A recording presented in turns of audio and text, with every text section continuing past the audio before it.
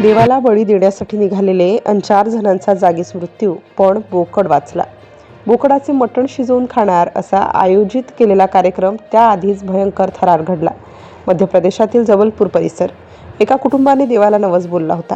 नवस पूर्ण करण्यासाठी त्यांनी बोकड आणि कोंबडी अर्पण करण्याचा निर्णय घेतला होता. पूजा आटोपल्यानंतर परतताना ते सर्वजण एका गाडीतून निघाले होते. घरी पोहोचल्यावर कार्यक्रम ठेवलेला होता. जेवण, पाहुणे आणि आनंदाचे वातावरण असणार होते. गाडीत 6 जण होते. त्यांच्यासोबत एक बोकड आणि एक कोंबडी देखील होती. सर्वजण पूजा आटोपून घरी परत येत होते. गाडीत हशा, गप्पा आणि कार्यक्रमाची चर्चा सुरू होती. कुणालाही पुढे काय होणार आहे याची कल्पनाही नव्हती. चारगव्हाण जबलपूर मार्गावर गाडी वेगाने धावत होती. रस्ता साधा होता, पण एका ठिकाणी वळण होते. चालकाने गाडीवर नियंत्रण ठेवण्याचा प्रयत्न केला, पण काहीतरी बिनसलं.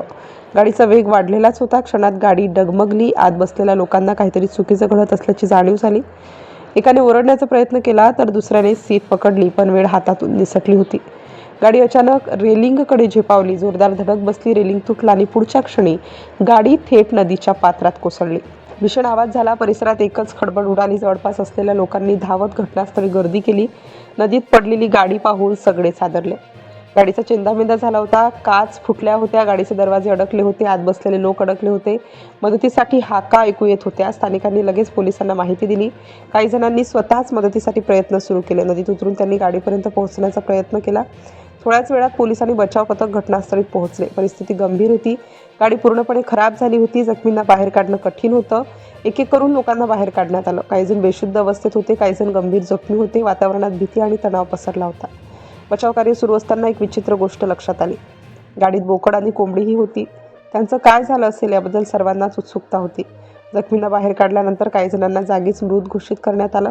हा धक्का मोठा होता. 4 जणांनी घटनास्थळीच प्राण गमावले होते. 2 जण गंभीर जखमी झाले होते. त्यांना तातडीने रुग्णालयात पाठवण्यात आलं. वातावरणात शोककळा पसरली होती. उपस्थितांच्या डोळ्यात अश्रू होते.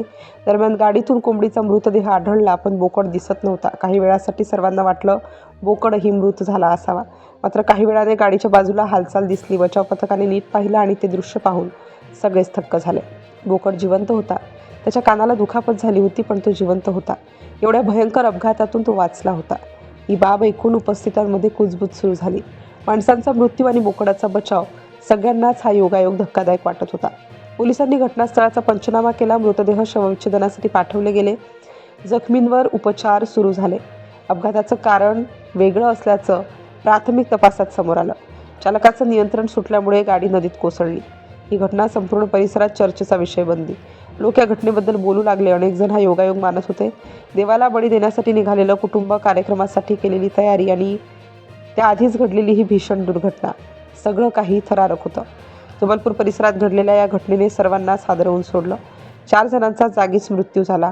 2 जण गंभीर जखमी झाले आणि सर्वात धक्कादायक म्हणजे देवाला बळी देण्यासाठी नेलेला बोकड मात्र जिवंत बचावला.